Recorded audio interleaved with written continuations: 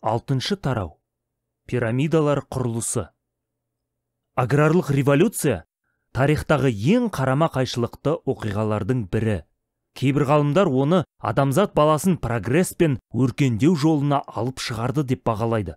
Басқалары сол бір жол айрықта адамзаттың түпсіз тұңғиыққа бастайтын соқпақты жолды таңдап алғанын алға тартады. Ол барса келместің нүктесі еді, дейді олар. Homo sapiens табиғатпен туыстықтан бас тартып, ашкөздік пен жатпауырлыққа қарай ойысты. Бірақ қайда апарса да, бәрібір кері қайтар жол жоқ еді. Қоныстардағы тұрғындар саны өскені сонша, терімшілік пен аңшылық тірлікке қайта орала қалса, дамыған аграрлық қоғамның өзі енді оларды асырай алмас еді. Біздің заманымызға дейінгі 10 мың жыл шамасында сапиенстер егін егуге кірісер қарсаңында ғаламшарда небәрі 5-8 миллионға дейінгі көшпенді аңшылар мен терімшілер өмір сүрді. Біздің заманымыздың бірінші ғасырына таман сол көшпенділердің бар болғаны 1 немесе 2 миллиондай. Көпшілік Австралияда, Америка мен Африкада қалды. Бұл 250 миллион шаруамен салыстыруға тұрмайтын көрсеткіш еді. Егіншілердің басым бөлігі отырықшы тұрмыс салтын кешті. Тек аз ғана бөлігі көшпенділер, малшылар болды. Отырықшы тұрмыс әр адамның мекендеу ортасын елеулі түрде шектеп тастады. Ежелгі аңшы мен терімшілер әдетте сапарға шыққанда ондаған, тіпті жүздеген шақырым жүріп тастайтын. Мынау байтақ аумақ таулар, орман тоғайлар, өзен көлдер мен ашық аспан асты да олардың үйі еді. Ал егінші болса егістікке немесе бақта күйбеңдеп күнін өткізді.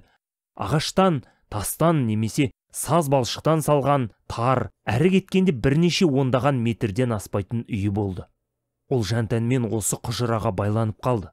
Бұл архитектуралық та, психологиялық та салдары бар революция болатын. Өз үйіне байлану мен көршілерінен бөлектену жаңа психологиялық құбылыс еді. Отырықшы диқан ата-бабалары көшіп қонып жүрген бос жердің едәуір бөлігін ғана жоғалтқан жоқ. Сонымен қатар жасанды әрі табиғаттан алыс ландшафтқа қамалып қалды. Ал аңшылар мен терімшілер әдейі өрт қойғандарын айтпасақ, сейіл құрып, сапар шеккен аумақта көп ештеңені өзгерткен емес.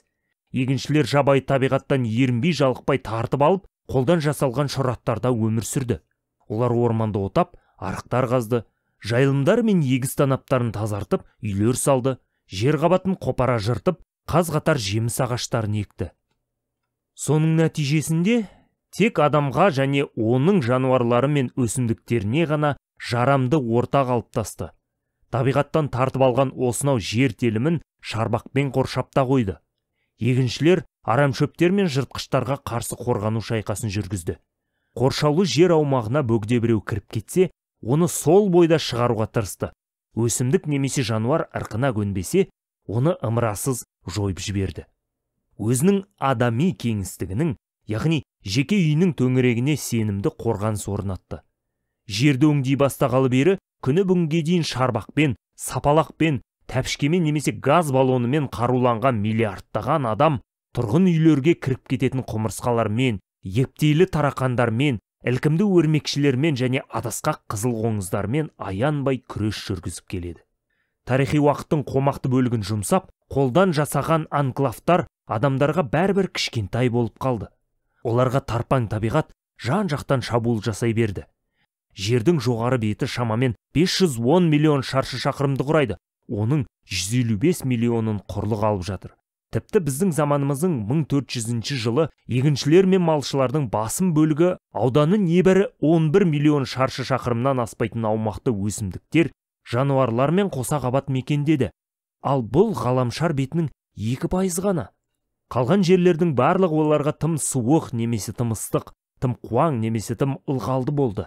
Әйтеуір егін егіп, мал өсіруге бірдеңе бөгет жасады. Дүбірлі тарихи оқиғалар өткен сахнаның бар жоғы осы жер бетінің 2%. Жасанды аралын адам тастағысы да келмеді. Үйден, егістіктен, жүзім алқабынан айырылу ауыр шығын әрі үлкен қатер.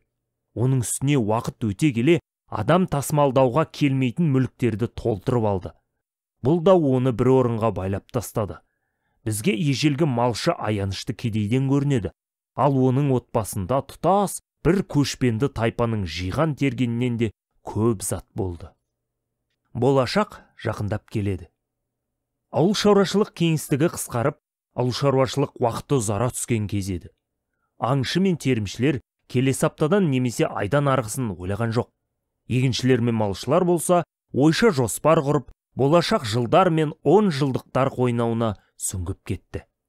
Көшпенділер ертеңгі күнге аса бас қатырмай, алдына келген асты түгел жеп қойды. Олардың тұрмыс бабында азықты сақтап қою, немесе дүние мүлікті жию қиын еді. Әрине, олар да жоспар құрды. Шове, Ласко мен Альтамира өңгірінің суретшілері суреттерін өз замандастарына емес, келер ұрпаққа арнап салғаны анық қой. Ұзақ мерзімді достық одақтар құрылғаны сияқты, өшпенділік те әкеден балаға жалғасып отырды. Жақсылыққа жақсылықпен, жауыздыққа жауыздықпен жауап беріп, есе қайтаруға да кейде біраз жылдар кетті. Сөйте тұра, аңшылар мен терімшілер экономикасы ұзақ мерзімді жоспарлауға кедергі келтірді. Осының өзі қисынға қиғаш келсе де, көшпенділерді көптеген тауқыметтен құтқарды. Өзіңнің билігінде емес нәрсені уайымдап керегіне. Аграрлық революция болашаққа басқаша, бұрын соңды болмаған мән маңызды артты. Егінші үнемі келешек күндер жайында ойлап, соның ғамымен тер төгуге тиіс болды.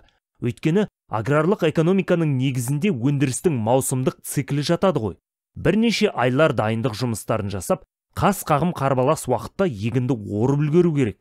Мол егінді жинап алған түнде шаруалар шалқыта тойлап, шаттана мерекелейді. Ал апта өтпей жатып, оларды қайтадан таңның атысының күннің батысына дейін бел жаздырмайтын ауыр жұмыстар күтіп тұрады. Алдағы аптаға, тіпті айларға азға жеткілікті бола тұра, олар енді келесі жылды және одан кейін не болатынын ойлады.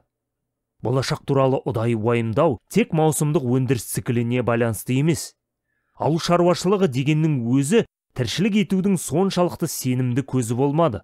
Қоныстардың көпшілігі егіп бастаған өсімдіктер мен қолға үйреткен жануарлар есебінен өмір сүргендіктен, кез келген сәтте қуаңшылық, су тасқыны мен жұқпалы ауру бәрін ойран етіп, жұтқа ұшыратуы ықтимал. Қор жасау үшін тұтыну мөлшерінен артық азық өндіру қажет болды.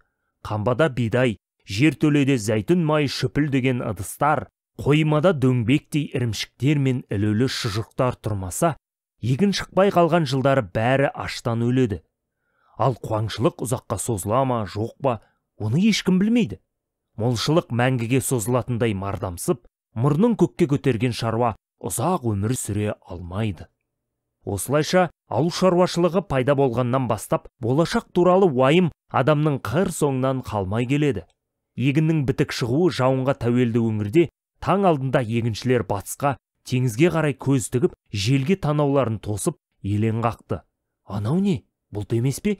Жаңбыр уақытылы жауар мекен? Қара нөсер селдете қойып, топырақ бетін шайып, қылтия қалған өскіндерді ағызып әкетпей ме? Ал Ефрат, Инд пен Сары өзен алқабындағы диқандар тап осындай көңіл толқынымен су деңгейін өлшеді. Олар өзен суының көтеріліп, тарамдалған ирригациялық жүйені толтыруын, тасқын су кері қайтқанда егістік алқапқа таудан алып келген құнарлы көң мен топырақты қалдыруын күтті. Алайда тым толағай әрі тосын тасқын да қуаңшылық лебі сияқты егінге қолайсыз тиюі майқандап кетуі мүмкін. Егіншілер мен малшылар болашақ жөнінде белгілі бір себептер пайда болғандықтан емес, адамдардың да қолынан көп нәрсе келетіндіктен мазасызданды. Диқан егістік алқапты тазартып, суару арықтарын қазды. Көп дән себе алды. Ол жаны сірі, жігері мұқалмас құмырсқадай тынбай еңбек етті. Жемісін өзі емес, балалары, бәлкім немерелері тататынын біліп, зәйтүн ағашын екті. Ол бүгін жегісі келіп тұрса да, тәтті дәмнің бір кесегін қыс айларымен келесі жыл еншісіне қалдырды. Осынау тынымсыздық пен мазасыздық адам өміріндегі көп нәрсені өзгертіп жіберді. Олар өмірге әлеуметтік және саяси жүйелердің бүкіл жиынтығын алып келді. Бір өкініштісі, ең тынымсыз егіншінің өзі бүгін сол үшін жан аямай, бел бүкпей еңбек еткенмен, болашақтағы экономикалық қауіпсіздігін қамтамасыз ете алмады. Әлемнің барлық жерінде билеушілер, элита пайда болды да, жарлыларға жартымсыз бөлігін қалдырып, егіншілер жиған азық қорын жалмап жатты. Азықтың артығы прогрестің жетегіне айналды. Соның салдарынан саясат, соғыстар, өнер мен философия туындады. Соның есебінен сарайлар мен қамалдар, ескерткіштер мен ғибадатханалар салды. Күні кешегі ұрпақ буынына дейін адамзат баласының 90%-ын таң атпай тұрып, қара кешке дейін бел жазып, тізе бүкпей еңбектенетін шаруалар құрады. Ал өндірген артық азық есебінен атақ даңқы мен іс-әрекеті оқулықтар бетін толтырған ат төбеліндей азшылық, патшалар, шенеуніктер, жауынгерлер, абыздар, суретшілер мен ойшылар жақсы қоректенді. Тарихты саусақпен санарлықтай жандар жасады. Ал қалғандарының бәрі бұл кезде жер жыртып, су тасып жүрді. Қиялдағы тәртіп. Азықтың аста төк қоры және жолаушылар қатынасы мен жүк тасымалдаудың жаңа технологиялары адамдардың көпшілігіне әуелі қауымдаса қанат жайған қоныстарда, содан соң қалаларда, кейін мегаполистерде тұруына түрткі болды. Бұрын естіп білмеген мүмкіндіктер, патшалықтар құрылып, сансыз қоныстар мен қалаларды біріктіретін сауда жолдары пайда болды. Көлікпен артық азық осынау мүмкіндіктерді жүзеге асыруға кепіл бола алмады. Тіпті қалада мыңдаған адамды тамақтандырып, патшалықтың миллиондаған тұрғынына жұмыс тапқан ретте де олар жер мен суды өзара қалай бөліседі, дау-дамайды қалай реттейді, қуаңшылық немесе соғыс кезінде бір-біріне қалай көмектеседі. Берік келісімсіз араздық өршиді. Мұндайда қамбадағы астықтың көмегі болмай қалады. Тарихтағы белгілі соғыстар мен революциялардың көпшілігі ашаршылықтан туындаған емес. Француз революциясын жадау егіншілер емес, бүйендей торсиған тоқ адвокаттар жасады. Мәңгілік қала тұрғындары өңі түгілі түсінде көрмеген қазына байлықты бүкіл жер орта теңізі жағалауынан Римге тасып әкелген кезде, біздің заманымызға дейінгі 1-ші ғасырда Рим республикасы гүлденіп, өркендеудің шарықтау шегіне жетті. Бірақ нақ сол бір көз көріп, құлақ естімеген молшылық кезінде Римдік саяси жүйе күйрей құлады да, қанқұйлы азамат соғыстарының жалыны басылмай қойды. 1991 жылы Югославияның барша тұрғынын асырауға жететін қоры бар еді. Сөйте тұра, сұмдық қан төгістен кейін ыдырап тынды. Осы аталған апаттардың бәрінің себебі анық.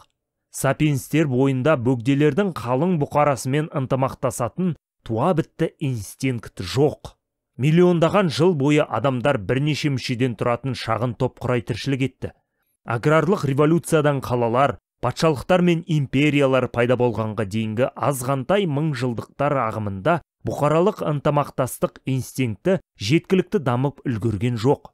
Мұндай биологиялық инстинкті болмаса да, көшпенділер әйтеуір бірнеше жүздеген адамнан тұратын топтарға бірге алды. Ортақ мифология көмекке келді. Бірақ бұл одақтар берік болмады. Қызметтік міндеттері шектеулі еді. Адам топтары ақпараттар алмасып, сауда-саттық мәмілелерін жасасты. Кейде діни мерекелер өткізу немесе жауға тойтарыс беру үшін бас қосты. Ал шағын топтар өздерін қамтамасыз етіп, бір-бірінен тәуелсіз өмір сүре берді. Осыдан 20 мың жыл бұрын әлеуметтану болған жағдайда, осы ғылымның өкілі бұлттай төніп келе жатқан аграрлық революция мен оның зардаптарын білместен, мифологияның мүмкіндіктері шектеулі деп пайымдауға қажет барлық негіздемені табар еді. Ата-баба аруағы туралы аңыздар мен тайпалық төтемдер 500 адамның бақалшақтар алмасып, кейде бірге көңіл көтерулеріне және неандерталдықтарды бірлесе қыруына ықпал етті. Бар болған сол ғана. Мифология, дереді ежелгі әлеуметтанушы, бір-бірімен таныс емес миллиондаған адамдарды күн сайын ынтымақтаса тірлік қылуға мәжбүрлей алмайды. Бірақ ежелгі әлеуметтанушы қатты қателесер еді. Мифтер ол ойлағандағыдан әлдеқайда құдіретті болып шықты. Аграрлық революция көп тұрғынды қалалар мен даңғайыр патшалықтар құруға жол ашқан кезде адамдар құдайлар, отан мен акционерлік қоғамдар туралы тың ойлар ойлап тапты. Осы жаңа мифтер оларды қоғамға біріктірді. Биологиялық эволюция өзіне тән қалыппен ұлудан жылдам жылжыған жоқ. Ал ұшқыр қиял тіршілік иелерінің бірде-бір түрі бұрын соңды білмеген өзара әрекеттесу мен ынтымақтасу желілерін құрып тастады.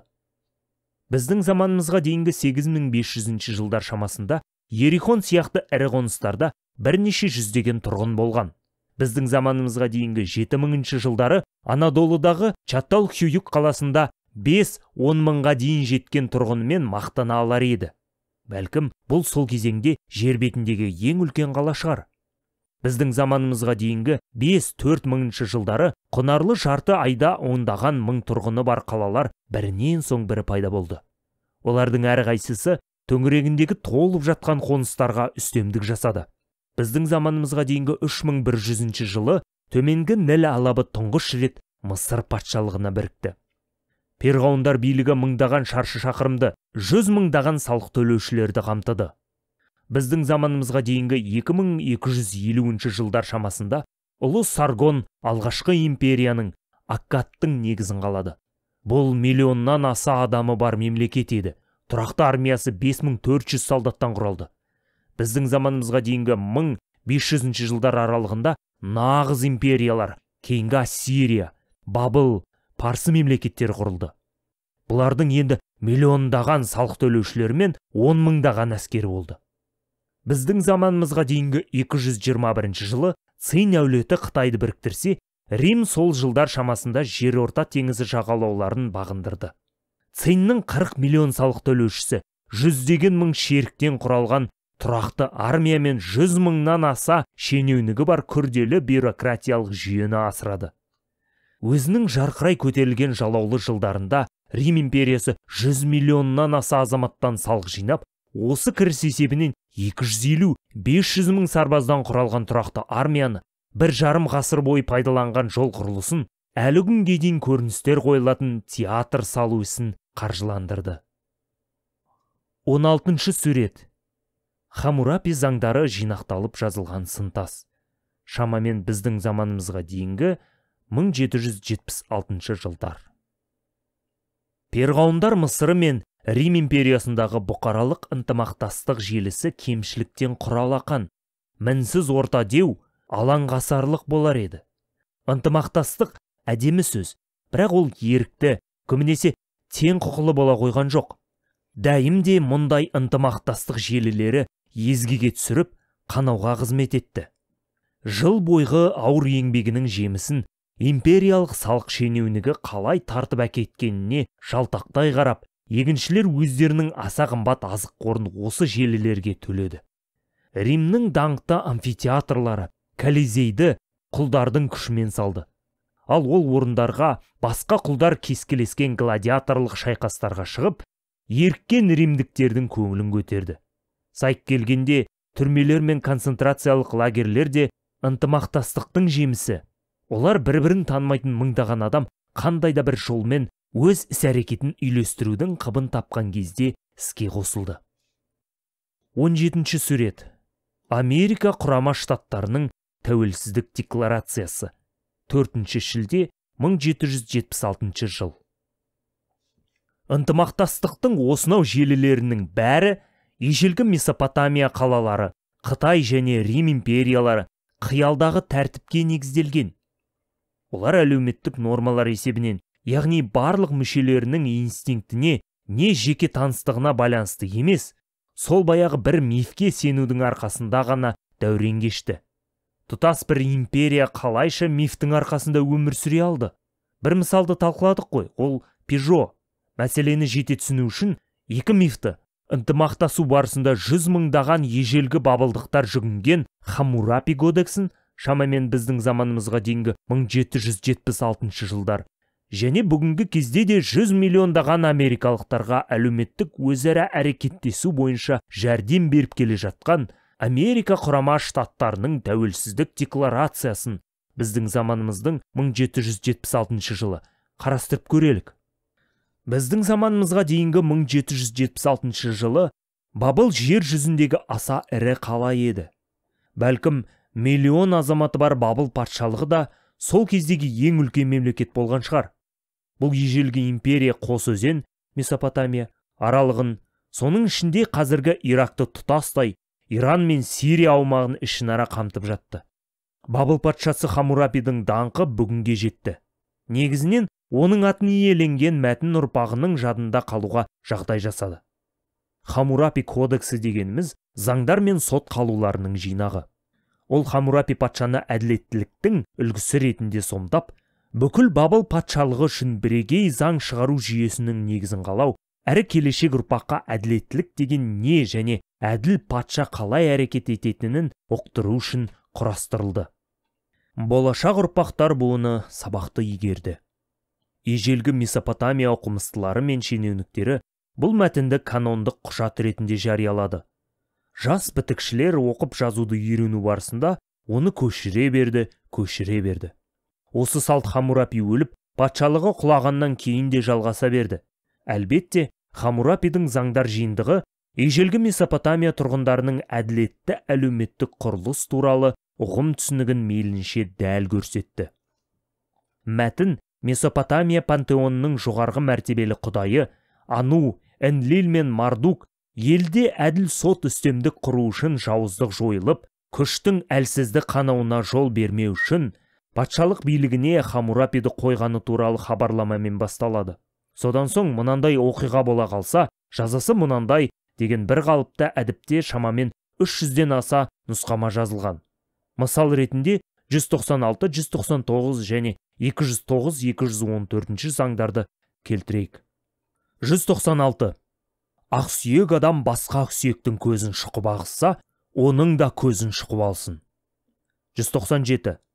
Ақсүйек басқа ақсүйек адамның сүйегін сындырса, оның да сүйегін сындырсын. 198. Ақсүйек қарапайым адамның көзін шұқып ағызса, немесе сүйегін сындырса, 60 шекел күміс өлшесін де төлесін. 199.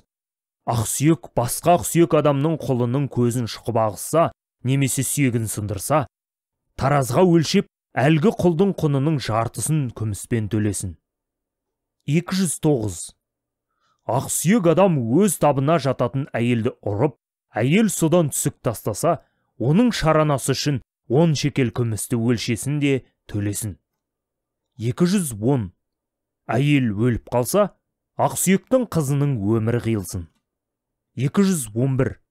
Ақсүйек қарапайым әйелді сабап, ол түсік тастаса, 5 шекел күмісті өлшесінде төлесін. 212. Әйел өліп қалса, 30 шекел күмісті өлшесінде төлесін. 213. Ақсүйек басқа ақсүйектің күңін ұрып, күң түсік тастаса, 2 шекел күміс өлшесінде төлесін. 214. Күң өліп қалса, 20 шекел күміс өлшесінде төлесін. Өзінің шешімдерін ұзақ тізбелеп шыққан соң Хаммурапи, бұл құдіретті Хаммурапи патша шығарған әділетті шешімдер, сонысымен елді ақиқат пен әділет жолына бастады. Мен, Хаммурапи, теңдесі жоқ патшамын. Энлил құдай, өзіме сеніп тапсырған халықтың қамын жеуден жалтарған жоқпын. Ұғыпты қарадым. Мардук құдай бақташысы етіп қойған халық туралы ойладым, деп жар салды. Хаммурапи кодексі Бабылдың әлеуметтік құрылысы құдайлардың өздері белгілеп берген әділеттіліктің жалпыға ортақ және мәңгілік ұстанымдарына негізделгенін айтады. Осынау ұстанымдардың біріншісі қоғамдық иерархия деп есептейді. Адамдар бір жола 2 жынысқа және 3 тапқа, ақсүйектерге, қарапайым халыққа және құлдарға бөлінген. Әр жыныс пен тап өкілдері әртүрлі бағаланады. Қарапайым адамды өлтірген үшін 30 шекел күміс, құл өлімі үшін 20, ал енді қара халықтан шыққан ер адамның көзін ағызып жіберген үшін кінәлі 60 шекел күміс төлеу керек. Кодекс сондай-ақ отбасы аясындағы иерархияны белгіледі. Балалар жеке дара тұлға саналған жоқ, ата-аналардың жеке меншігі болды. Міне, сондықтан ақсүйек әйелдің өмірі үшін аристократ өз қызын өлтіріп, құнын төледі. Кісі өлтірушінің бостандықта сайран салып, ол үшін ешқандай кінәсі жоқ қыздың жаза тартуы бізге жабайылық сияқты көрінер. Бірақ Бабыл патшасы мен оның азаматтарына бұл ақылды да әділетті шешім саналды. Кодексті құрастырушы әрбір азамат иерархиядағы тиесілі орын иеленіп, өзіне нұсқалған міндеттерді орындаса, патшалықтың миллиондаған тұрғындарының бәрі тиімді ынтымақтастық құратынына сенді. Қоғам жеткілікті мөлшерде азық-түлік өндіріп, оны дұрыс бөлді. Сыртқы жаулардан қорғана біліп, қауіпсіздігін сенімді түрде қамтамасыз ету, әрі бұрынғыдан да мол байлық жию үшін өз аумағын кеңейте түседі.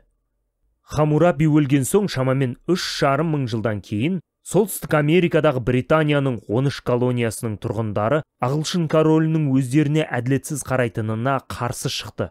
Осы отар өңірлерінің өкілдері 1776 жылдың 4 шілдесінде Филадельфияға жиналып, өздері мекен еткен жер аумағы бұдан былай Британ тәж иесінің боданы емесін жариялады.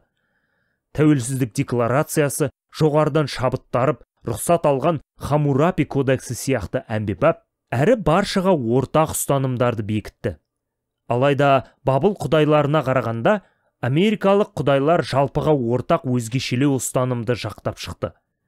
Тәуелсіздік декларациясында барлық адам тең жаралғанын және жаратушы ие оларға өмір сүруге, бостандыққа және бақытқа ұмтылуға арналған ажырамас құқықтар бергенін талас тудырмас ақиқат санаймыз, деп жазған.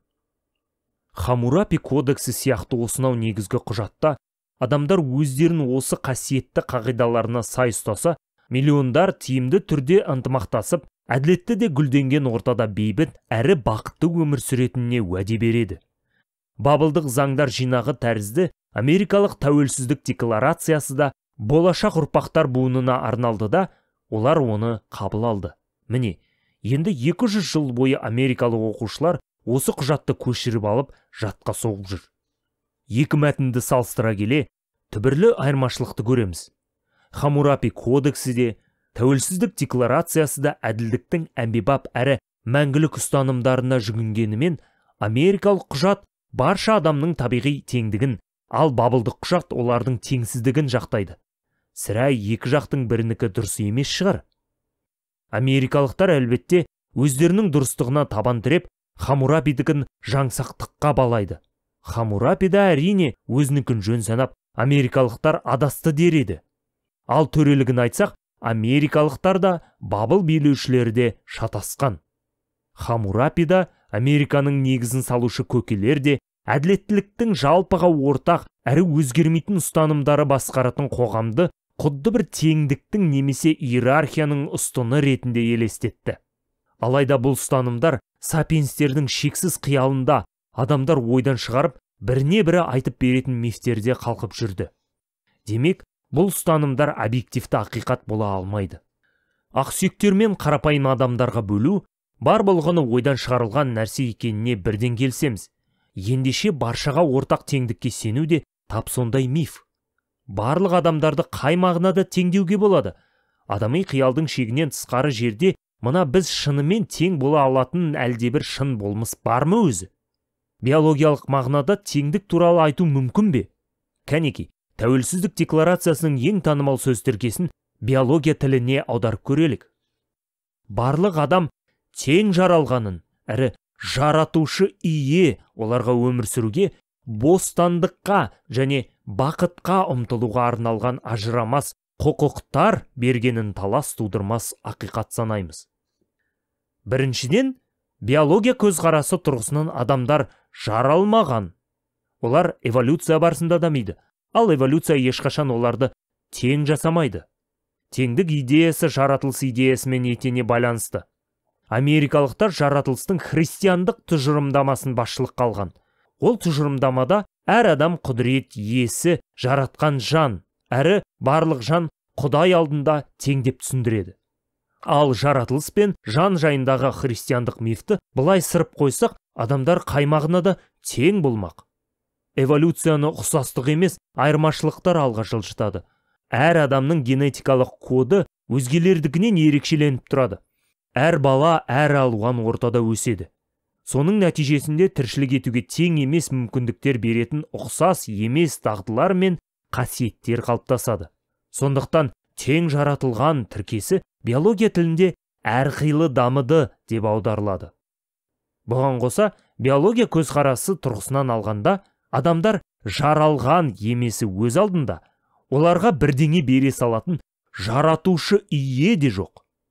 Тек көрсоқыр қандай да бір мақсатқа бағытталмаған эволюция үдерісі ғана бар. Ол жекеленген тіршілік иесінің туынына алып келеді. Жаратушы ие жан бердінің орнына жай ғана туды дей салу керек. Бұдан әрі не бар бізде? Құқықтар. Биологияда ондай ұғым жоқ. Тек ағзалар, олардың қызметтік міндеттері, инстинкттер мен дағдылар ғана бар. Құстар ұшуға құқығы бар болғандықтан емес, қанаты бар болғандықтан ғана ұшады. Осынау ағзалардың, міндеттер мен дағдылардың бәріне ажырамайтын деген айдар тағуға болмайды. Мутация салдарынан әлдебір ағза мен әрекет дағдысы толықтай жойылып кетуі мүмкін. Мәселен, түйеқұс ұшу қабілетін жоғалтты ғой. Ажырамайтын құқықтарды мутацияға ұшыраған ағзалар мен функциялар деп аударған дұрыс. Қандай функциялар адамға тән? Тіршілік ету ме? Әлбетте. Ал бостандық ше? Тағы да биология аясына сыймайтын ұғым. Теңдік, құқықтар, жауапкершілігі шектеулі компания сияқты бостандық та адам қиялының жемісі. Олар тек адамның фантазиясында ғана бар. Биологиялық көзқарас тұрғысынан алғанда, адамдар еркін өмір сүруі мүмкін дейтін демократияны, олардың еркіндігін тежеп, бостандығын бұғаулайтын диктатураға қарсы қоюдың ешқандай мағынасы жоқ. Бақыт жөнінде не айтуға болады? Осы күнге дейін биологиялық зерттеулер бақыт терминіне айқын анықтама бере алмай келеді. Оны дәйекті түрде өлшеп, бағамдау тәсілі де табылмады. Биологиялық зерттеудің көбі тек ләззатты ескереді. Оны анықтап, өлшеу де оңай. Сонымен, өмір сүру үшін бостандық пен бақытқа ұмтылу биология тілінде өмір мен ләззатқа ұмтылу ғана болып шығады. Тәуелсіздік декларациясындағы атақты сөз тіркесін биология тіліне аударайық. Барша адам әрқилы дамитын және де ол белгілі бір мутациялық қасиеттермен туатынын, солардың ішінде өмір мен ләззатқа ұмтылатынын талас тудырмас ақиқат санаймыз. Теңдік пен жалпы адамзаттық құқықтарды қорғаушылар мұндай түсіндірмеге ренжіп қалуы мүмкін. Олар биологиялық көзқарас тұрғысынан барша адамның әртүрлі екені бізге мәлім. Табиғи теңдікті мойындасақ қана тұрақты да өркендеген қоғам құра аламыз. Сондықтан баршаның осыған сенгені абзал дер еді. Мұндай дәлелге дау айта алмайсың. Қиялдағы тәртіптің мәні де дәл осында жатыр. Әлдебір тәртіпке шынайы ақиқатқа сәйкес келетіндіктен емес, сол сенім өзіміздің тиімді әрекеттесіп, қоғамды жақсы жағына қарай жаңғыртуымызға мүмкіндік беретіндіктен сенеміз. Қиялдағы тәртіп қарау пиғылды қастандық та, сылаңдаған сағымда емес. Керісінше, жер қайысқан қисапсыз адам бұқарасының ынтымақтастығына себептесе. Жер қайысқан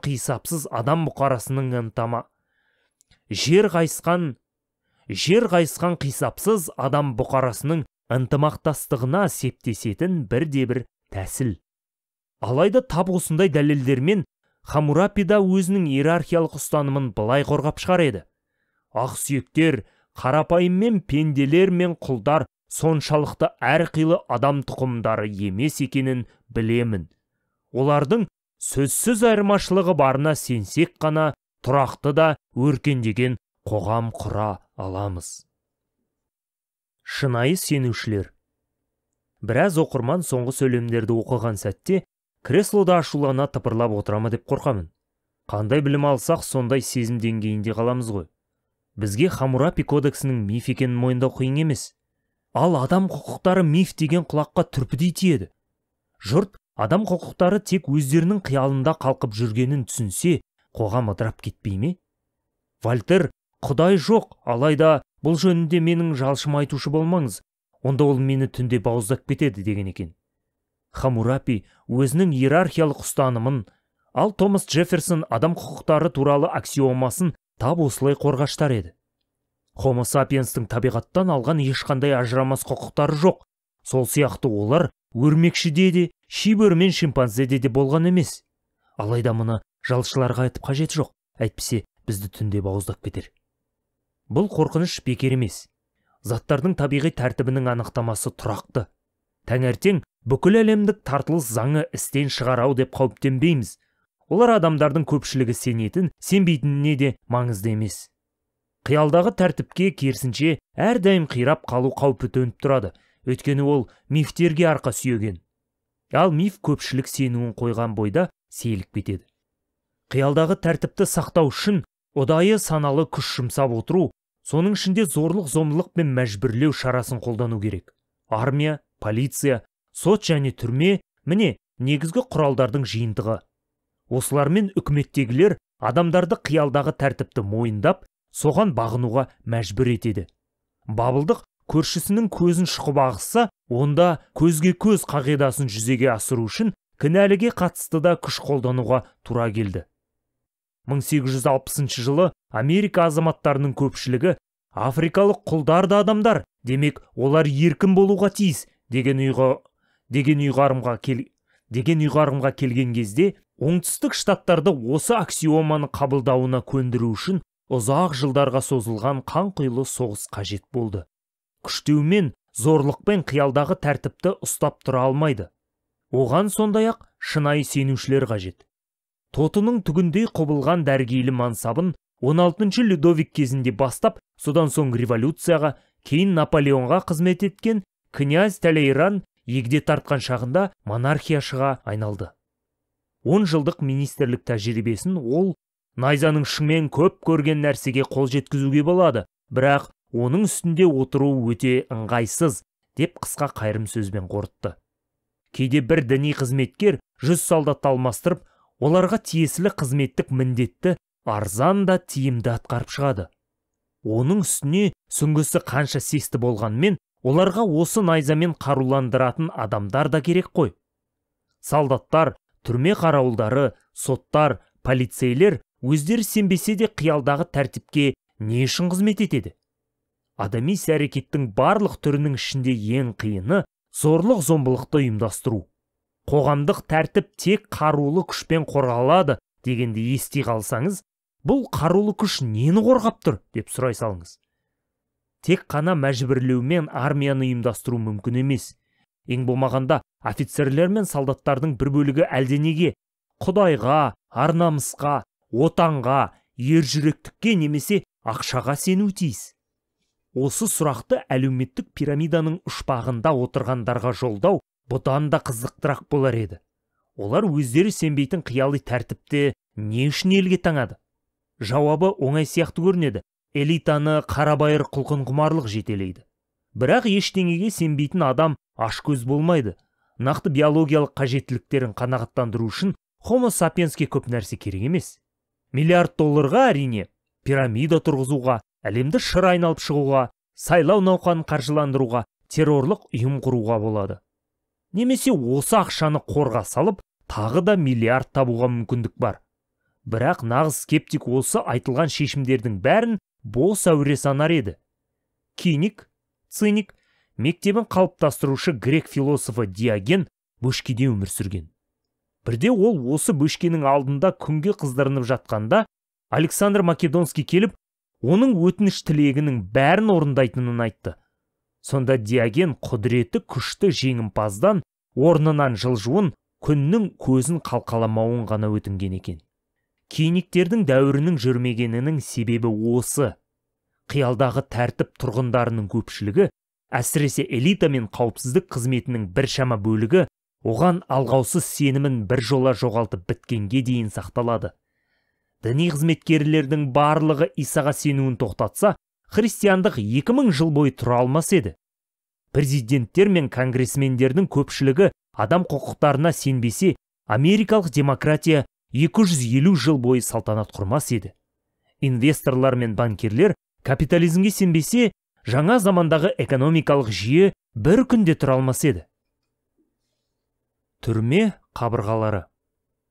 Қиялдағы тәртіпке, христиандыққа, демократияға немесе капитализмге сенуге адамдарды қалай мәжбүр етуге болады? Ең алдымен тәртіп қиялдағы нәрсе екенін ешқашанда мойындамау керек. Қоғамды ұстап тұрған тәртіптің өзі құдайлар немесе табиғаттың бұлжымас заңы белгілеген объективті шындығы деп табандап тұрып алыңыз. Адамдар тең жаратылмаған дегенді Хамурапи емес, Энлил мен Мардук құдайлар жария етті. Адамдар тең жаралған, бірақ мұны да айтқан Томас Джефферсон емес, Құдай еді. Еркін нарық, үздік экономикалық жүйе, бұл да Адам Смиттің пікірі емес, табиғаттың бұлжымас заңы. Адамдарды уақыт талабына сай оқыту керек. Кішкентай кезінен балаларға күн сайын және жаппай кезігетін қиялдағы тәртіп негіздерін үйретеді. Бұл қағидалар адамдарға ертегілер мен пьесалар, сюреттер мен әндер, этикет пен насихат, архитектура, рецепттер мен сән үлгілері арқылы сіңіріледі. Мәселен, Қазір адамдар теңдікке сенеді, себебі байлардың балалары жұмысшылардың киімі болған джинсы киеді. Орта ғасырларда адамдар таптық жіктеуге сенді, себебі жас ақсүйек ешқашанда кедейдің бешпентін кимес еді.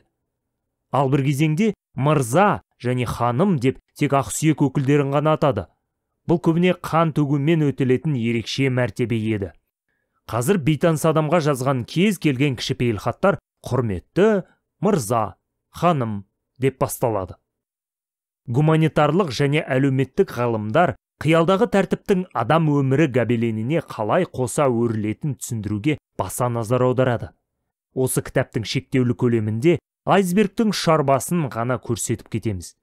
Бүкіл тірлігі бағынған тәртіптің өзі қиялдарында ғана қалқып жүретінін адамдардың байқай алмауының себебі осында. Қиялдағы тәртіп шын өмірге тамыр бекітті. Қиялдағы тәртіп адам санасында дәурен сүре тұра материалдық дүниемен берік байласып жатады. География, фауна, флора, микроорганизмдер, адам денесінің құрылымы мен адам жасаған технологиялар қиялымызды шектейді. Бір жағынан, қиялдағы тәртіпте біртіндеп географияны, фауна мен флораны, адам денесінің құрылымы мен адам жасаған технологияларды көріп білуімізге септеседі. Соның нәтижесінде осынау қиялдағы тәртіп басқа бір нәрседен гөрі шындыққа сәйкес келеді. Міне сондықтан адамдарға басқа балама іздегеннен тәртіпті қиялдаған оңайлау сияқты. Батыста қазір жұрттың көбі индивидуализмге иек артады. Осы сенім бойынша әр адам тұлға, оның құндылығы өзге адамдардың ол туралы айтқан пікірлеріне байланысты. Әрқайсысымызда өмірімізге мән мағына мен мақсат тартатын жарқын нұрлы сәуле бар. Қазір батыстық мектептерде балаға сыныптастарының күлкі қылып, келемеждегеніне көңіл аудармауға кеңес береді. Өзге емес сен ғана шын мәнінде өзіңнің жақсы екеніңді білесің, дейді олар оқушыларға. Жаңа заман архитектурасы осы мифті тас пен цемент арқылы нақты түрде көрсетеді. Мінсіз үй әр бала сырт көзден таса жеке кеңістігіне еніп, толық тәуелсіздікке ие болу үшін бірнеше шағын бөлмеге бөлінеді. Бөлменің әрине есігі бар. Қазіргі кезде де отбасының көпшілігінде бала оңашаланып, оны жауып, кейде кілттеп алады. Тіпті әке-шешесі де есікті қақпай, бейсауат кіруге батпайды. Бөлмені бала өз талғамына қарай көріктендіреді. Қабырғада рок жұлдыздардың плакаттары, еденде кіршілықтар. Мұндай жағдайда өскен адам өзін тұлға санамай тұра алмайды. Оның құндылығы сыртқы бір нәрселермен емес, өз менімен бағаланады. Орта ғасырлық ақсүйектер индивидуализмге сенген жоқ. Адамдардың құндылығы әлеуметтік иерархиядағы дәрежесімен және адамдар арасындағы беделімен бағаланды. Күлкіге ұшырау сұмдық қорлық еді. Ақсүйектер балаларын өлімге басын тіксе де өз атына кір келтірмеуге баулыды. Дәл қазіргі кездегі индивидуализм сияқты ортағасырлық құндылықтар жүйесі де ортағасырлық қамалдардың тас қабырғасында қалыптасты. Қамалдарда балаларға, тіпті ересектерге де бөлек бөлмелер қарастырылған жоқ. Жасөспірім баронның қамалының жоғарғы қабатында әкесі мен шешесінің кілттеніп алып, қабырғаға арыстан жүректі Ричард пен король Артурдың суретін жапсыратын оңаша құжырасы болған емес. Ол әрдайым жұрттың көз алдында жүріп, өзі туралы басқалардың не ойлап, не айтатынын көкейге тоқыды. Мұндай жағдайда өскен кісі әлбетте адам құндылығы оның әлеуметтік иерархиядағы орнымен және ол туралы өзгелердің қандай төрелік айтатынымен бағамдалды деген ұйғарымға келеді. Қиялдағы тәртіп тілек қалауымызды қалыптастырады. Тілек қалауымыз қиялдағы тәртіптің мейлінше сенімді тірегіне айналды. Адамдардың көпшілігі өз өмірін басқаратын тәртіп қиялдың жемісі екенін мойындағылар келмейді. Өйткені қиялдағы тәртіп олардың ең күшті тілек қалауларын жетелеп, жетілдіріп отырады. Әр адам туған бойда өзіне дейін белгіленген тәртіптің ырқына бағынып, кішкентай кезінен оның тілек қалауы қоғамда үстемдік құрған мифтердің ықпалымен қалыптасады. Мәселен, қазіргі батыс адамдарының ең ардақты тілегі соңғы ғасырлар ағымына ұшырасқан романтикалық, ұлтшылдық, капиталистік және гуманистік мифтер арқылы қалыптасқан. Көңілін күдік жайлаған сәтте адамдар дос жарандарынан «жүрегіңді тыңда» деген кеңесті жиі естиді. Бірақ жүрек сатқын, ол үстемдік құрған мифтерден нұсқау алады. Тіпті жүректің әміріне жүгін деген нұсқаудың өзі 19 ғасырдың романтикалық мифтері мен 20 ғасырдың тұтынушылық мифтерінің үйлесімімен санамызға сіңген мантра. Мысалы, Coca-Cola Company бүкіл әлемге диеталық кола, жағымды дүниені іш деген даңғаза ұранмен диеталық коланы жарнамалады. Тіпті адамның өзіне жай ғана жеке бастың емес, нағыз эгоистік сезімнің қалауындай көрінген тілектің көбі қиялдағы тәртіптен туындайды. Демалысты шетелде өткізетін ортақ салтты мысалға алайық. Мұнда қандай мәніс немесе табиғилық бар? Көрші маймылдардың аумағында жақсылап бой жазу үшін өз билігін пайдалану шимпанзенің альфа еркегінің ойына келместе еді. Ежелгі Мысыр ақсүйектері бар байлығын пирамидалар салып, өз мүрделерін бальзамдауға жұмсады. Бірақ жазғы жеңілдік бағамен сатылатын тауар алу үшін бабылға немесе шаңғымен сырғанау үшін Финикияға тартып кету ешқайсысының басына кіріп те шықпады. Қазіргі кезде адамдар шетелдік сапарға уыс ақша жұмсайды. Себебі романтикалық тұтыным мифін бар ынтасымен ойына сіңіріп алды.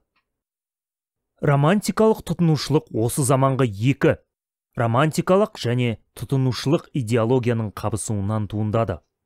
Романтизм адамды өз әлеуетін толықтай ашуға шақырады. Ал ол үшін сан алуан түрлі тәжірибе керек.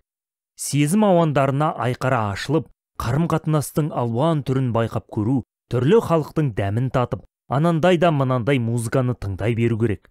Мейлінше алуан түрлілікке жетудің ең тәуір тәсілі сірә күнделікті күйбең шаруа, сұрқай тірліктен, үйреншікті ортадан бой үзіп, алыс елдерге аттану, сол жақта өзге адамдардың мәдениетін, иісін, талғамы мен жосынын сезіну шығар. Ал тұтынушылық идеология бақытқа кенелу үшін азық-түлік пен көрсетілетін қызмет түрлерін мүмкіндігінше мол тұтынуға үйретеді. Бір нәрсе ұнамай қалса немесе әлдене жетіспей тұрса, қандай да бір затты, машинаны, киімді, экологиялық таза тағамды тезірек сатып алуға немесе көрсетілетін қызмет түрлеріне ақы төлеуге, үй қызметшісін жалдауға, отбасылық қарым-қатынастар жөніндегі маманға жолығуға, йоганың курсына жазылуға асығамыз. Естеріңізде болсын, кезекті азық-түлік өнімі немесе көрсетілетін қызмет түрі сіздің өміріңізді жақсартатыны туралы қазіргі кез келген жарнама шағын миф қана. Алуан түрлілікке ындыны құрып тұратын романтизм тұтынушының өктем ой-пікірмен тамаша үйлесім табады. Олардың одағы бүгінгі туризм индустриясы арқа сүйенген әсерлердің сарқылмайтын нарығын туындатты. Өйткені туроператордың сататыны ұшаққа билет емес, және қонақ үйдегі бөлме де емес. Ұмытылмайтын әсерлер ғой. Париж қала емес, ұмытылмайтын әсер. Үндістан ел емес, әсер. Альпіде шаңғымен сырғанау демалыс та, спорт та емес. Көп әсерлердің бір түрі ғана. Әсер атаулыны тұтына отырып, көңіл көкжиегімізді кеңейтіп, әлеуетімізді арттырғандай әрі бақытты бола түскендей сезінеміз. Миллионер де әйелмен татуласқысы келген кезде, оны молшылық мұхитына батыру үшін Парижге алып барады, және де бұл сапар оның қандай да бір айрықша әрі аса кәделі жеке қалауын емес, тек романтикалық тұтынушылық мифіне құлай сенетінін ғана көрсетеді. Ежелгі бай мысырлықтың дағдарысты жағдайда осындай тәсілмен айталық, әйелін бабылға апарып келу туралы ой басына келмес еді. Ол әйеліне арманындағы қабірхана салып берер еді. 18-ші сурет. Гизадағы алып пирамида. Ежелгі Мысыр байлары пирамида тұрғызуға шығындалды. Пирамида салумен Мысыр ақсүйектері ғана өстенген жоқ. Бұған сол мәдени ортаның көпшілігі барша ғұмырын сарп етті. Тек оның атауы, пішімі мен көлемі өзгеріп отырды. Мысалы, хаузы мен көгалы бар қала сыртындағы үй, бәлкім көркі көз қарықтыратын пентхаус болуы мүмкін. Әйтсе де, бізді пирамида туралы армандауға жетелейтін мифтің өзін ешкім жоққа шығара алмайды. Б. Қиялдағы тәртіп интерсубъективті.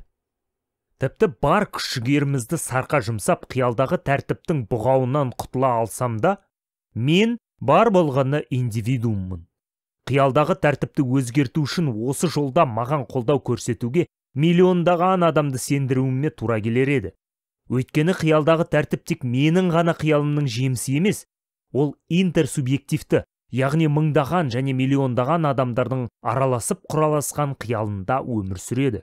Мұны түсіну үшін объективті, субъективті және интерсубъективті деген ұғымдар арасындағы айырмашылықты нақтылап алуымыз қажет. Объективті нәрсе адам санасы мен сенімінен тәуелсіз тұрады. Мысалы, радиоактивті сәуле өзін адамдар ашқанға дейін болған, әрі өзіне сенбейтіндер үшін ол өте қауіпті. Радиоактивті алғаш ашушылардың бірі Мария Кюри осындай заттектерді ұзақ жылдар бойы зерттеді. Бірақ оның өз денсаулығына зиян келтіру мүмкіндігін білмеді. Оның қауіпті екеніне сенбегенімен, радиоактивті заттектерге жақын жүретін адамдар шалдығатын бейдауа дерт апластикалық анемиядан қайтыс болды. Субъективті нәрсе жекелеген адамдардың санасы мен сенімінде жүреді. Сол бір нақты адамның наным сенімі өзгеріске ұшыраса, ол да өзгереді немесе жоғалып кетеді. Мысалы, балалардың көбі өзі көріп білмеген дос ойлап тауып, оның бар екеніне ұзақ сеніп жүреді. Ол дос баланың субъективті сенімі, ал бөбек өскен кезде әлгі сенімі сейіледі де, қиялдағы досы жоғалып кетеді. Интерсубъективті нәрсе адамдардың субъективті сана сезімін ұластыратын қатынаста, коммуникативтік желіде болады. Жеке адам өз сенімін өзгертсе, интерсубъективтіге әсер етпейді. Ал енді осынау желіні құрайтын адамдардың көпшілігі өлсе, немесе өз сенімдерін өзгертсе, онда интерсубъективті құбылыс өзгеріске ұшырайды, немесе жоғалып кетеді. Тап мұндай құбылыс қасақана алдау мен құр адасу емес. Ол да бар, тек басқа мағынада. Радиоактивтіліктің бар болғаны тәрізді емес, алайда олардың әлемге әсері орасан екенін теріске шығару мүмкін болмай тұр. Тарихтың аса маңызды факторларының арасында мынандай: заң, ақша, құдай, ұлттар сияқты интерсубъективтілер аз емес. Мәселен, Peugeot бас директордың мүлдем қиялдағы досы емес. Компания миллиондаған адамдардың жалпы қиялында өмір сүреді. Түптеп келгенде, кәсіпорынның бар екеніне неге бас директордың өзі сенеді? Себебі бұған директорлар кеңесі сенеді, компания заңгерлері, көрші бөлмедегі хатшы қыздар, банктегі кассирлер, биржадағы брокерлер, Франциядан Австралияға дейінгі елдердің автодилерлер сенеді. Бас директор Peugeot компаниясының расменде барына сенуден қалса, дереу психиатриялық клиникадан бір-ақ шығады да, оның орнына басқа біреу келеді. Тап солай доллар да, адам құқықтары да, Америка құрама штаттары да миллиардтаған адамдардың аралас-құралас санасында өмір сүреді. Олардың расменде барлығын жападан жалғыз жоққа шығаруға ешкімнің шамасы жетпейді. Долларға, адам құқықтарына немесе құрама штаттарға сенуден қалсам, оның ешқандай мән маңызы жоқ, ештеңе өзгеріп кетпейді. Қиялдағы тәртіп интерсубъективті. Оны бір мезетте миллиардтаған адамдар санасын өзгерту арқылы ғана өзгерте аламыз. Бұл оңай емес. Мұндай ауқымдағы өзгерісті саяси партия, идеологиялық қозғалыс немесе діни культ сияқты тармақталған ұйымның күшімен ғана жасау мүмкін. Бірақ ондай күрделі ұйым құру үшін бір-біріне бөгде адамдардың көпшілігін бірігуге, жұмыла әрекет жасауға сендіру керек. Ол үшін оларды әлде бір ортақ мифке сендіру шарт. Сонымен қазір бар қиялдағы тәртіпті өзгерту үшін бізге оның басқа бір баламалы нұсқасы қажет болады екен. Мысалы, Peugeot компаниясын жоққа шығару, әшкерелеу үшін француздың құқық жүйесі сияқты одан әлде қайда қуатты бір нәрсе ойлап табу керек. Француз құқықтық жүйесін құлату үшін одан да ауқымды әрі айбарлы күш француз мемлекетін, ал мемлекетке әліміз жету үшін тағы одан да құдіретті нәрсе ойлап табуымыз қажет болады. Қиялдағы тәртіптен бас тартуға шамамыз жетпейді. Зынданның қабырғасын қиратып, бостандыққа ұмтылған біздер бұрынғыдан да сыйымдырақ түрменің сәл кеңдеу ауласына тап боламыз.